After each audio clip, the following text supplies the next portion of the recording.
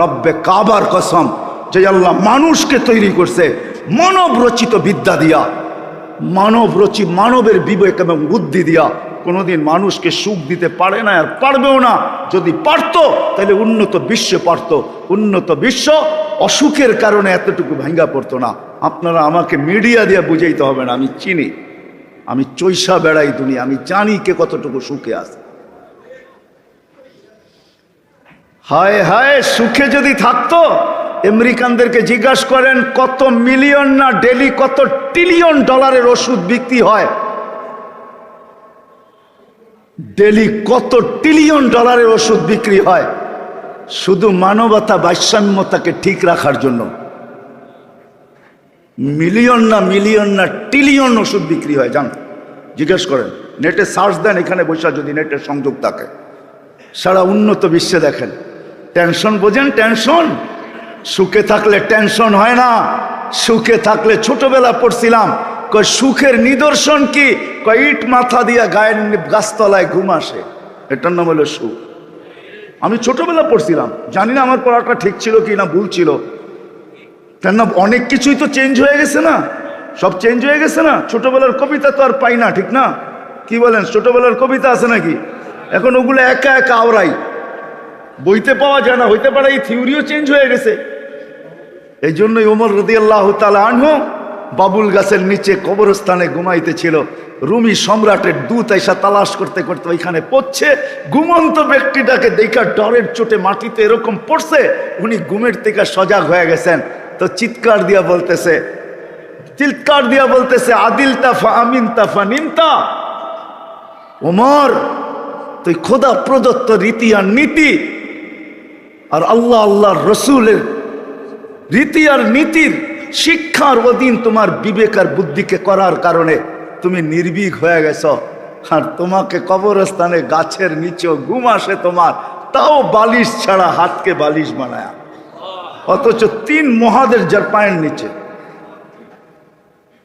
রুমি দূত বলতেছে আদিলতা ফা আমিনতা ফা নিমতা, আদিলতা ফা আমিনতা ফা নিমতা। আদিলতা মানে কি? আল্লাহর রসুল প্রদত্ত বিদ্যা, বিবেক বুদ্ধিকে আল্লাহর রসুলের অনুগত্য ওমর করে ফেলছে, যার কারণে নির্ভীক। অথচ কয়েক হাজার না, 4,500 কিলোমিটার দূর রোম সম্রাট খালি কানের কাছে যায় ওমর বললেই চলতো। ওমর, ইতিহাসের পাতা উঠায় দেখেন, কয়েকদিন পর্যন্ত পেশাব পায়খানা বন্ধ থাকতো পুরা। জিজ্ঞেস করেন, ইতিহাস উঠান, আপনি তারিখ উঠান, কয়েকদিন পর্যন্ত পেশাব পায়খানা শুধু বন্ধ থাকতো, কানের কাছে যে শুধু বললেই হতো ওমর, বাস এতটুকু। আর উনি গাছের নিচে ঘুমায়। আজকে আমরা যদি সুখ চাই, আমরা কিন্তু সবকিছু করতেছি সুখের জন্য। বললাম না, রাগ হয় না, বুঝানোর জন্য বললাম। আমার কথাগুলো ট্যাপও হইতেছে, এও বলবে যে সুখের জন্য, যাতে এরকম কোনো কথা না বলে যেটার দ্বারা উচ্ছৃঙ্খলা সৃষ্টি হয়। সমাজ সুখে থাকুক, শান্তিতে থাকুক, মিলা থাকুক, মিশা থাকুক, এটার জন্য ট্যাপ হইতেছে। আমরাও বলি সুখে থাকতে চাই, মানব রচিত বিদ্যা দিয়া কোনোদিন সুখে থাকা যাবে না। বিবেক বুদ্ধির পিছে চলে কোনোদিন সুখে থাকা যাবে না। হ্যাঁ, এতটুক সুখ হবে যে সর্বশেষ আমাকে আমার বাড়ির গ্যারেজে জীবন কাটায় যেতে হবে। আমি নাম বলবো না, মিডিয়ায় আছে, আমরা এগুলো খবর রাখি। আমার বাড়ির গ্যারেজে আমার সন্তান আমাকে রাখবে, আর ওইখান থেকে আমার লাশ উঠবে আর কবরে চলে যাবে। এতটুক হবে আমার সুখ। এটা সুখ? হ্যাঁ, কতগুলো মেসাল আপনাদেরকে দেখাবো। এটা সুখ? হ্যাঁ, হায় হায়, এটা সুখ না। সুখ তো এটাই, মা মারে ঘুমাস না কেন? আব্বা না আসতে ঘুমাবো না, আব্বাকে দেখা ঘুমাবো। এটা হলো সুখ। এটা হলো হ্যাঁ, আসার পরে বুকের লোকে লাইগা, শরীরে কতক্ষণ ঘেঁষাঘেঁষি করা, জামাটা কে আগে নিবে, মোজাটা কে আগে খুলবে, জুতাটা কে রাখবে, গামছাটা কে আগায় দিবে, মুখ ধোয়ার পরে কে মুছায়া দিবে, একটু বাপের লোকে এরকম খেইলা তারপরে যে ঘুমায়া পড়বে, এটার নাম হলো সুখ। এটার নাম সুখ। এই জন্যই কোরআন হাদিসের দরকার। আজকে দুনিয়া সুখ চায় বটে, কিন্তু চায় আমাদের রচিত বিদ্যা দ্বারা। তুমি সুখী হবে না, সত্য এটাই। এখানে এটা বানাইছেন আল্লাহ। কে বানাইছে? হ্যাঁ, আপনি মানলেও আল্লাহ বানাইছে, না মানলেও আল্লাহ বানাইছে। কেন আমি বলছি আপনি সিগনেচার দিয়ে আসছেন, আঙ্গুলের ছাপও দিয়ে আসছি, আবার একদিন মানতে বাধ্য হব। আল্লাহ এটাও বলে দিয়েছেন, রব্বানা ইন্নানা আবসারনা ফারজি'না আমাল সালিহা ইন্না লামুকিনুন।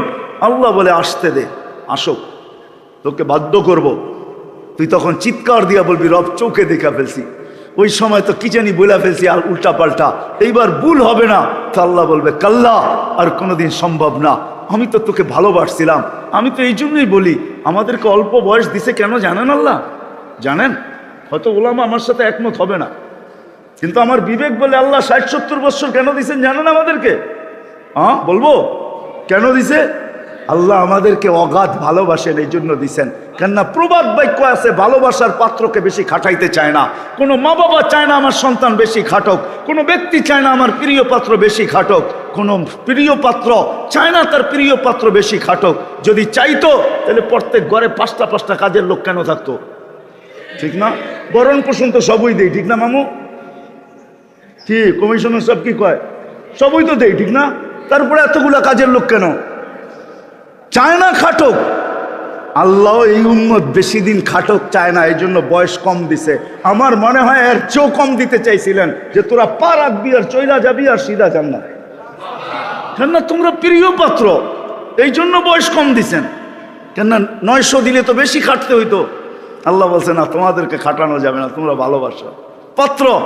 যদি আল্লাহকে জিজ্ঞাসা করি প্রমাণ কি, আর তো আল্লাহ আরো প্রমাণ দিতেছেন, তোমরা যদি ভালোবাসার পাত্র না হইতে তাহলে হুয়া যে তাবা এখন, আমি তোমাদেরকে সব মানব জাতির ভিতর থেকে কুদরতি হাত দিয়া বাছাই করলাম কেন?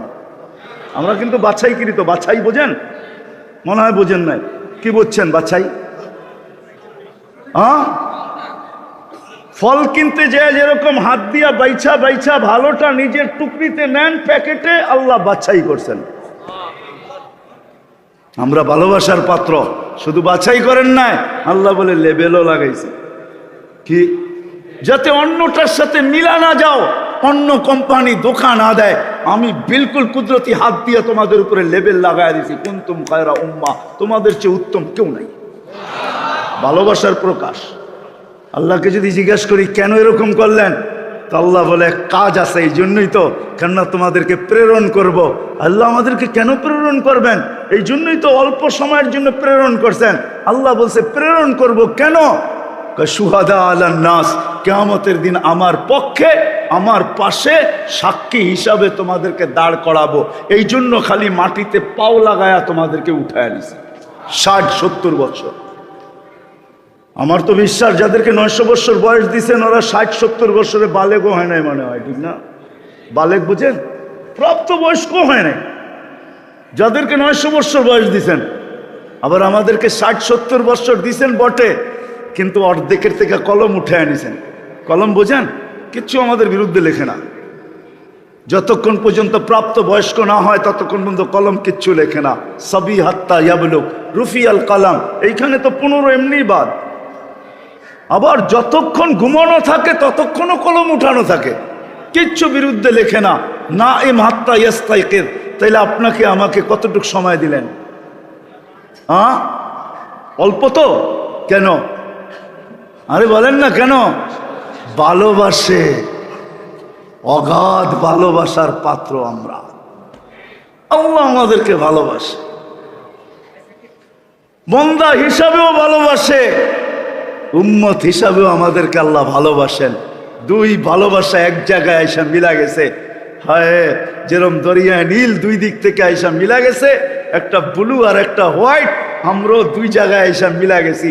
একদিকে আল্লাহর আল্লাহ বান্দার কারণে আমাদের সাথে ভালোবাসা, আর একদিকে মুহাম্মদুর রাসূলুল্লাহ সাল্লাল্লাহু আলাইহি ওয়াসাল্লামের কারণে আমরা ভালোবাসা। বিদায় আসেন কোরআন হাদিস আমাদেরকে এটাই বুঝায়। কোরআন হাদিসও চায় আমরা সুখী হই। 60-70 বছর যতদিন থাকবো ততদিন যেন আমরা সুখে থাকি, সুখে শান্তিতে থাকি। আর কিয়ামতের দিন যখন উঠব, আখেরাতে যখন যাব, তো আমরা যেন সাক্ষী হিসাবে আল্লাহর পাশে, আল্লাহর পাশে, আল্লাহর পক্ষে সাক্ষী হিসাবে দাঁড় করতে পারি, দাঁড়াইতে পারি। এই জন্য জালালউদ্দিন সুয়ুতী রহমতুল্লাহ আলাইহি লেখছেন যে এই উম্মত কিয়ামতের মাঠে দাঁড়াবে না। এই উম্মতের জন্য তো আল্লাহ পাশে স্টেজ বানাবে, স্টেজ, ওই স্টেজে আল্লাহ আমাদেরকে দাঁড় করাবে। স্টেজে, কিসে? স্টেজে দাঁড় করাবে। কিন্তু আফসোস এটাই তো যে আমরা আমাদের রচিত বিদ্যা আর আমাদের বিবেক আর বুদ্ধি দ্বারা আমরা আমাদেরকে পরিচালনা করতে চাইতেছি। যেই মেশিনটা কোনো জিনিসের উপরে আমার কোনো কি নাই, কি আমার কোনো নিয়ন্ত্রণ নাই। সত্য কি স্লোগান তো দেই, আমার জীবন আমি কাটাবো, যেমন খুশি তেমন কাটাবো, ঠিক না? আচ্ছা, আপনার জীবনের কোন মুহূর্তের উপরে আপনার কন্ট্রোল আছে আমাকে বুঝান, নিয়ন্ত্রণ আছে আমাকে বুঝান, আছে? যদি থাকতো তাহলে পদ্মা ব্রিজ যেদিন উদ্বোধন হলো পরের দিন এত আশা নিয়ে যে পদ্মা ব্রিজ বাইকের ভিতরে ভিডিও করতেছিল, কমসে কম তো ও এতটুকু আশা পুরা করতো যে আমি ক্রস করি, পদ্মা ব্রিজটাকে পার করি, ওই পারে যায় নাইলে মরা যামু, কমসে কম ওইটা পার করি আর আমার ভিডিওটা আমি একটু ছেড়া দেই ফেসবুকে, তারপরে আমি মারা যাই। এতটুকু তো করতে পারতো। তাহলে জীবন যে আমার বলে চিৎকার দিই, স্লোগান দেই, নিজেকে বিভিন্ন পরিচয় দিয়ে যে স্লোগান দেই আমার জীবন, যদি আপনার জীবনই হইতো তাহলে আপনি এখন কেন লিখতে বাধ্য হলেন? কেন বাধ্য হলেন লিখতে যে আমার শুধু মৌতটাই বাকি আছে, আমি কার কি ক্ষতি করছিলাম? আপনি কেন লিখতেছেন এখন? বোঝা গেল জীবন আমার হইলো, এটার মালিক আমি, এটার কন্ট্রোল আমার হাতে না। তদ্রূপ আমরা স্লোগান দিতে পারি, দেহটা আমার, আমার দেহ আমি দিব, পরেরটা আপনারা মিলায় নিয়েন, স্লোগান তো আপনারা জানেনই, ঠিক না? যদি দেহটা আমার হইতো তাহলে কোন অঙ্গের উপরে আমার কন্ট্রোল আছে বলেন? হ্যাঁ, তাহলে আপনার আমার চেহারায় বয়সের ছাপ কেন আসলো? দাঁতগুলা কেন নড়ে? অঙ্গগুলা কেন দুর্বল হইল? দাড়িগুলা কেন পাকলো? বোঝা গেল আমার বলা যেটা দাবি করি আমার দেহ, এটা শুধু একটা বুলি মাত্র। বুলি, বুলি বুঝেন? হ্যাঁ, এটা শুধুমাত্র একটা টক, একটা শব্দ, একটা বুলি, আর কিচ্ছু না। বাস্তবতার ভিতরে কিচ্ছু নাই। আপনি আমাকে প্রমাণ দিতে পারবেন না। কোরআন হাদিস লাখেন, লজিকলি প্রমাণ দেন যেটা আমার। হ্যাঁ, একটু আগে আমি বলছি আল্লাহ ইচ্ছা স্বাধীনতা দিছেন, এই জন্য কিছু জিনিস করতে পারি। যদি না দিতেন তাহলে অক্সিজেন আল্লাহ, ডেলি সুস্থ রাখার জন্য 36 বার কিডনি ডায়ালিসিস করবে আল্লাহ, শস্য উৎপাদন করবে আল্লাহ, ঋতু অনুযায়ী শস্য দিবে আপনার, ফুল ফল আল্লাহ দিবে আপনাকে। হ্যাঁ, খাইলেন কি আর কি হইয়া বাহির হইলো, এটা করবে আল্লাহ। সমস্ত ফল ফুল শাক সবজির থেকে শরীরের প্রয়োজনীয় জিনিস বাইর করা কোনো মেশিন দিয়ে আলাদা করে দেখায় দেন তো আমাকে, দেখি কি মেশিন আসছে দুনিয়াতে, আলাদা করবে আল্লাহ। আর ডেলি 5 বার ডাকবে আল্লাহ, মাসে ডাকবে 300 বার, হ্যাঁ 150 বার ডাকবে ডেলি, আর বৎসরে ডাকবে কতবার? 1800 বার। আর আপনি চলবেন বাপ দেখায়, ঠিক না? বোঝেন নাই মনে হয়? হ্যাঁ হ্যাঁ, যারা নামাজ পড়ে এরা নামাজ পড়েও আবার বাপ দেখায়। নামাজ পড়েও কি বাপ দেখায় না? হ্যাঁ, কিছু বলতে গেলেও কয় কি জ্ঞান দিতে হইব না, আমরা বুঝি। কি কয়? কি কয়? জ্ঞান দিতে হবে না, আমরা জানি। আমরা কি কিছু পড়ালেখা করি নাই? রাগ হয়ে যাবেন, একটা জিনিস জিজ্ঞেস করব, এই মজমা একজনও আছে কিনা আমার জানা নাই। আমরা সাধারণ মানুষ যারা নামাজ, যারা 5 ওয়াক্ত পড়ি, আজ পর্যন্ত সূরা ফাতিহাকে কোনোদিন কোনো আলেমের কাছে যে সত্যায়িত করছেন যে আমার ফাতিহা সহি পড়ি কিনা ভুল পড়ি? এই পর্যন্ত ডাক্তারের কাছে তো যে বহুতবার যায়, পেশাব পায়খানা এমন কিছু নাই যে টেস্ট না করাইছেন। লাগবে না, তারপরও ডাক্তারকে বলেন দেখা লেখা দেন না, আপনার অসুবিধা কি, লেখা দেন, কমিশন তো আপনি পাইবেনই, আমার মনে খুঁতখুতটা দূর হয়ে যাক। ডাক্তার দেখা বলতেছে লাগবে না কিছু করার, এটা খাইলেই চলবে। আপনার অসুবিধা কি, টাকা আমি খরচ করব, আপনি লেখা দেন, কমিশন তো আপনি পাবেনই, আমার খুঁতখুতি মনের দূর হোক, এটা তো করাইতে পারেন না? পারি না, না করাই না। আজ পর্যন্ত কে যায় সূরা ফাতিহা তাসদিক করাইছেন, সত্যায়িত করাইছেন? নূরবাগ মসজিদ তো হলো মাদ্রাসার পেটের ভিতরে, 300-350 ছেলে আছে এখানে, 40-45 জন স্টাফ আছে। আজ পর্যন্ত তো কারো কাছে যে বলি না আমার সূরা ফাতিহা শুই না, একটা ছোট কাগজে সিগনেচার করে দেন যে সহি, এটা জেবের ভিতরে রাইখা দিমু, যেদিন মারা যাবো ওদিন বলবো এটা কাফনের ভিতরে দিয়া দিস। যদি আল্লাহ জিজ্ঞাসা করে সূরা ফাতিহা ভুল পড়ছিস, তাইলে বাড়ি করে যেন দেখাইতে পারি এই যে হুজুরে সহি বলছে, আমি এরকমই পড়ে আসছি, ধরলে ওনাকে ধরেন, আমাকে ধরার কোনো সুযোগ নাই, আমি কিন্তু সিগনেচার সহ নিয়ে আসছি, এই যে দেখেন করছি। ওই মুহাদ্দিসের মতো তো, এক মুহাদ্দিস মারা গেছে, সাথীরা স্বপ্নে দেখছে, কয় কি অবস্থা, তোমার ব্যবহার কি হলো? কয় সাদা দাড়ি দেখায় পার হয়ে গেছি। তো সাথীরা জিজ্ঞাসা করছে সাদা দাড়ি? কয় যখন আল্লাহর কাছে পড়ছি তো আল্লাহ রাগ হয়ে জিজ্ঞাসা করছে, ওই বুড়া খাটাস কি নিয়ে আইসোস? আমিও জোরে সরে বলছি সাদা দাড়ি নিয়ে আসছি, আর কিচ্ছু আনি নাই। আল্লাহ আরো চেতা গেছে, দাড়ি 80 বছর বয়স দিলাম শুধু দাড়ি? আমি জোর দিয়া বলছি, কেন আপনি বলেন নাই জিবরিল আলাইহিস সালামকে? জিবরিল আলাইহিস সালাম বলে নাই আমাদের নবীজিকে? আমাদের নবীজি বলে নাই সাহাবা ইকরামকে? সাহাবারা বলে নাই তাদের ছাত্রকে? তাদের ছাত্ররা বলে নাই আমাদেরকে? আপনি নাকি সাদা দাড়ি দেখলে লজ্জা পান, এখন তো দেখতেছি চোখ বড় বড় করতে চান। কেন হাদিসে আছে ইন্নাল্লাহা লা ইস্তাহি যি শাইবাতিন শাইয়াবা ফিল ইসলাম, যেই ব্যক্তি ইসলামের ভিতরে দাড়ি পাকায় ফেলছে আল্লাহ তার সাদা দাড়ি দেখলে লজ্জা পান। তা আল্লাহ বলতেছে সবাই সত্য বলছে, হাসি দিয়া বলতেছে সবাই সত্য বলছে, আমিও সত্য বলছি, যা মাফ করে দিলাম বাগেন থেকে। দাড়ি তো দিছিল জান্নাতে যাওয়ার জন্য, পর্দা তো দিছিল জান্নাতে যাওয়ার জন্য, যুবকের যৌবন তো দিছিল জান্নাতে যাওয়ার জন্য। কিন্তু কয়জন আসেন যদি দুনিয়াতে সুখ পাইতে চাই, নাইলে আর্টিফিশিয়াল সুখী ভাবতে ভাবতে যাব, সুখ কোনোদিন পাবো না। সত্য এটাই, পুণ্যে আনে সুখ, এটাই চিরাচরিত বাংলা প্রবাদ।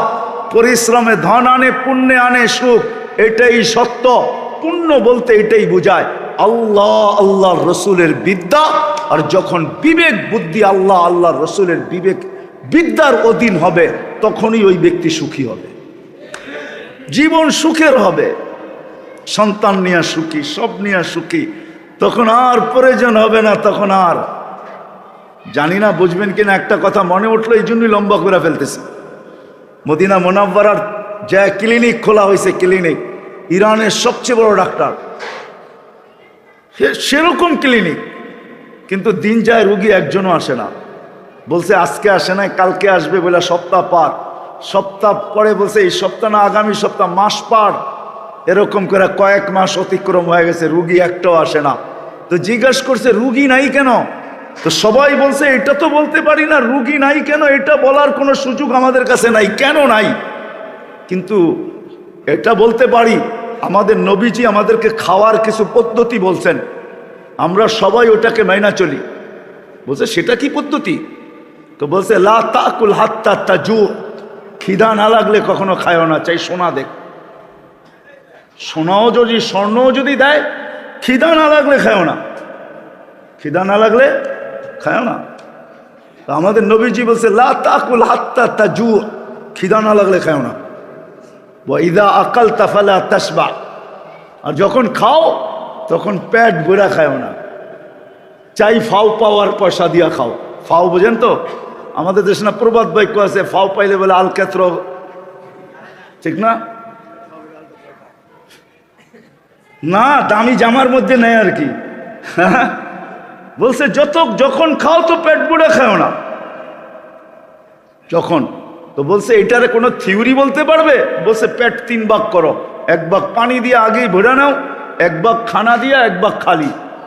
তো ক্লিনিক গুটাইতেছে আর বলতেছে মা তারাক্তালি সাবিলা, তোমাদের নবীজি আমার জন্য কোনো রাস্তা রাখা যায় না যে আমি ডাক্তারি করবো এখানে, আমার জন্য ইরান চলে গেলেই ভালো। সত্য এটাই। আসেন, সুযোগ আমাদের হাতে আছে, কণ্ঠনালীতে রু আসার পূর্ব মুহূর্ত পর্যন্ত, শুধু আমাদের নবীজির কারণে। আল্লাহ কণ্ঠনালীতে রু আসার পূর্ব মুহূর্ত পর্যন্ত আমাদেরকে সুযোগ দিয়েছেন। যদি ইউটার্ন নিতে পারি, যদি নিজের বিবেক বুদ্ধিকে আসমানি বিদ্যার কোরআন হাদিসের অধীন করতে পারি আর কোরআন হাদিসকে মাইনা চলতে পারি, তাহলে দুনিয়া সুখের হবে। শুধু দুনিয়া হবে না, সত্য এটাই, সত্য এটাই, আখেরাতটাও সুখের হবে। শুধু হবে না, সে দেখতে দেখতে তারপরে যাবে। তাতানাজ্জালু আলাইহিমুল মালাইকা আল্লা তাখাফু ওয়ালা তাহজানু ওয়া আবশিরু বিল জান্নাতিল্লাতী কুনতুম তুআদুন নাহনু আউলিয়াউকুম ফিল হায়াতিদ দুনিয়া ওয়া ফিল আখিরাহ। সামনে পিছে চতুর্দিকে ফেরেশতার বেষ্টনীর মাধ্যমে তাকে গন্তব্যে পৌঁছাবে, তারপরে সালাম দিবে, তারপরে ফিরবে। আসেন, যতক্ষণ পর্যন্ত এটা না মানব আমাদের কোনো সম্পর্কগুলা মধুর হবে না। এখন আমাদের সম্পর্কগুলা মধুর না, আমাদের সম্পর্কগুলা শুধু তিতা না, বিষে ভরা, বিষে। জীবনটাও বিষে ভরা, সম্পর্কগুলো বিষে ভরা, সমাজটাও বিষে ভরা। সত্য এটাই, মানেন। আর শেষ কথা হলো মেরে দোস্ত, শেষ কথা এটাই, আল্লাহকে নারাজ না করি, আল্লাহকে নারাজ না করি। আমরা কিন্তু দিন দিন আল্লাহকে নারাজ করতেছি। ঢাকায় একটা শব্দ আছে, সবার লোকে পাঙ্গা নেওয়া যায়। আল্লাহ বুদ্ধিমান, কখনো আল্লাহর সাথে পাঙ্গা নেয় না। এই জন্য দেখবেন আল্লাহওয়ালারা গুনাহ করে না, তারপরও সারাদিন ইস্তেগফার পড়তে থাকে, মাপ চাইতে থাকে।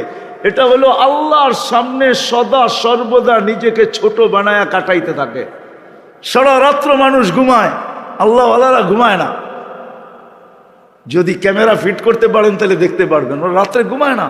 ওরা তো রাত্রে মুসল্লায় থাকে, নাইলে তসবিহ পড়ে, নাইলে কিতাব পড়ে, নাইলে তেলাওয়াত করে, নাইলে সারা রাত্র বসে বসে জুমাইতে থাকে, ভাবতে থাকে।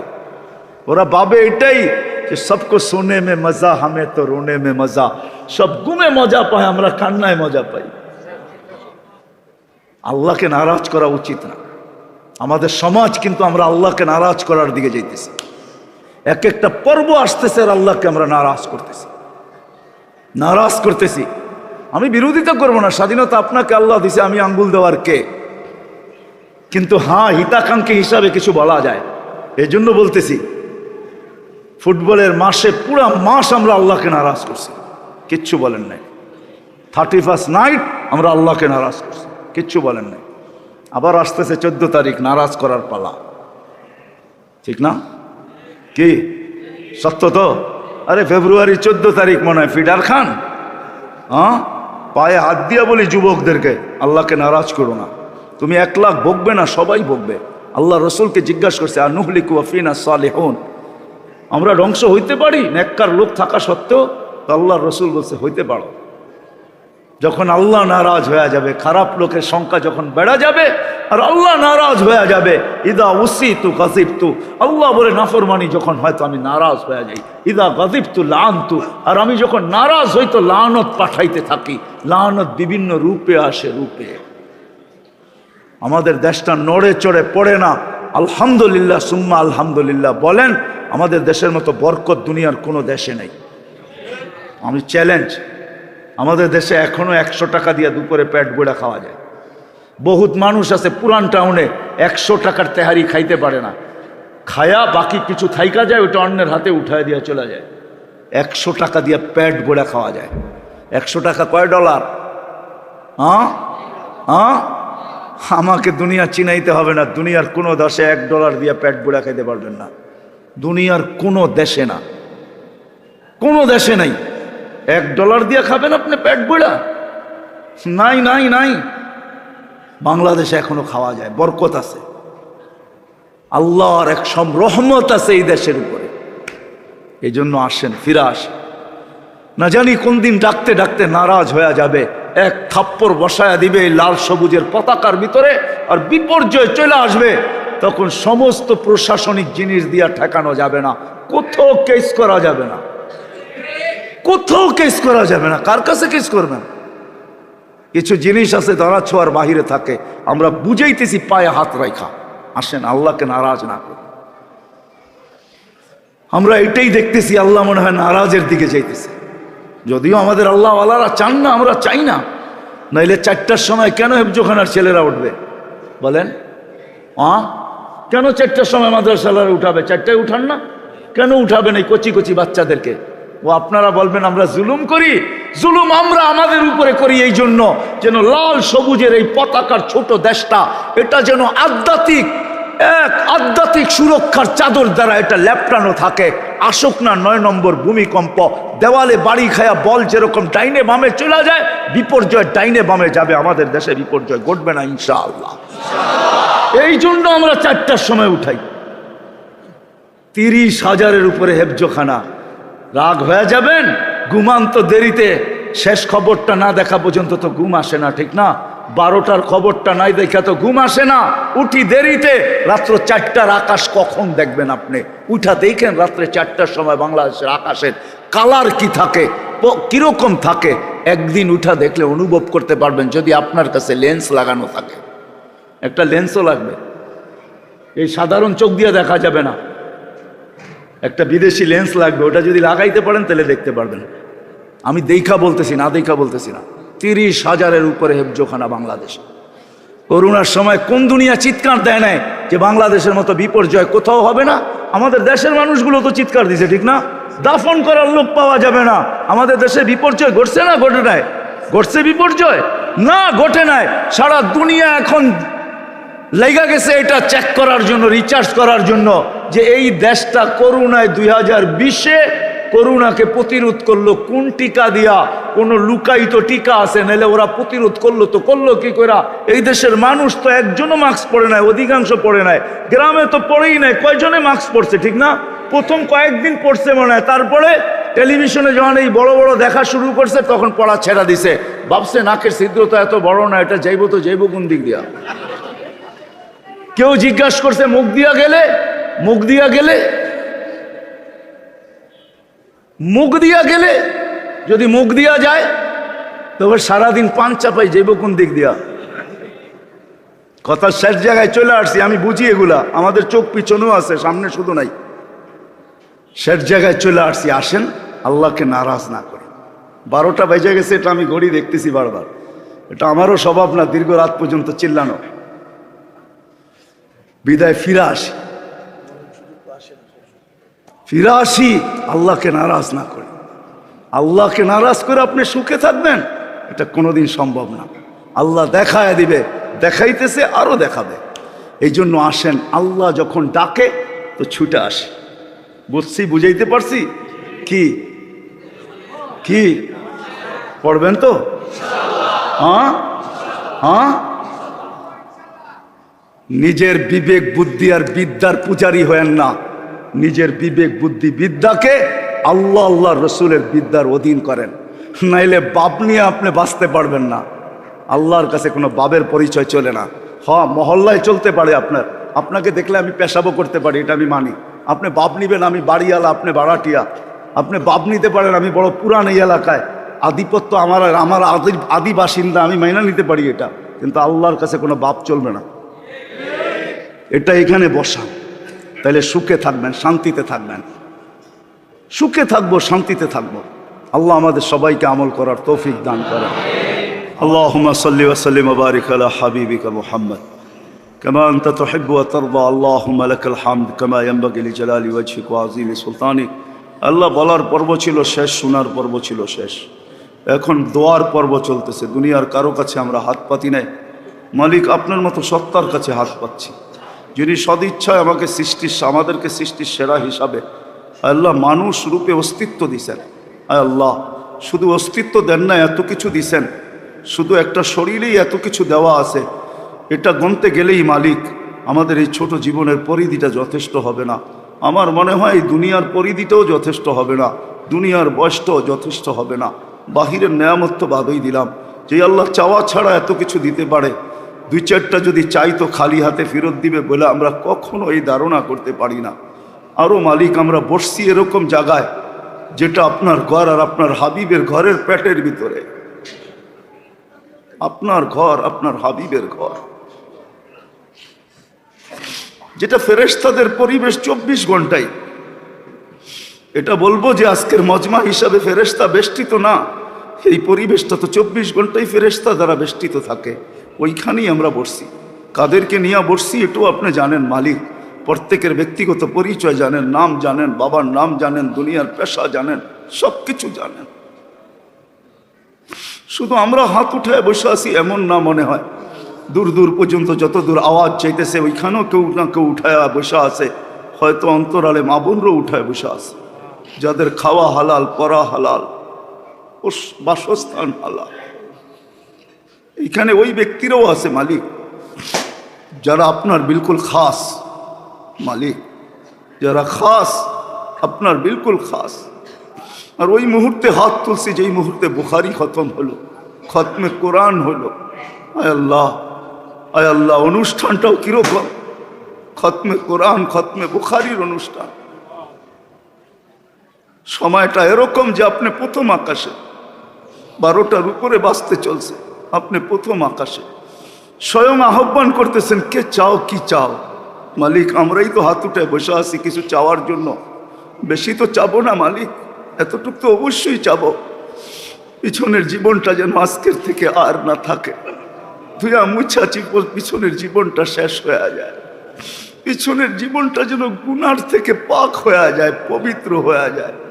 ওই হাদিস আজকে সত্যায়িত হয়, ইরজিউ মাগফুরান লাক, যাও তোমাদের গুনাহ মাফ, বুদ্দিলা সাইয়্যাতিকুম হাসানাত, গুনার জায়গাগুলো নেকি দ্বারা পরিপূর্ণ হয়ে যায়। আল্লাহ আমাদের হাত যদিও আপনি কবুল না করবেন, হতে পারে জীবনটা তো গুনাই গুনাহ, কিন্তু কিছু সাদা দাড়িয়ালা তো আমার সামনে আছে, কিছু যুবক তো এমন আছে যারা লজ্জাপতির মতো নিজেকে গুটায় আনিছে আপনার ভয়ে।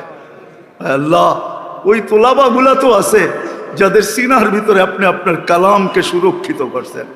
ওই ছেলেগুলা তো আছে যাদের পায়ের নিচে এখনো ফেরেশতা পড় বিছায়, যাদেরকে আজকে সম্মাননার পাগড়ি পড়ানো হলো, যারা বুখার কালা কালা রসুলের শেষ প্রান্তে চলে গেছে। তারপরেও যদি আমরা খালি হাতে চলে যাই তো মালিক এই দুঃখ রাখার কোনো জায়গা থাকবে না, এই দুঃখ রাখার কোনো জায়গা থাকবে না। আর আপনারই বা লাভ কি হবে?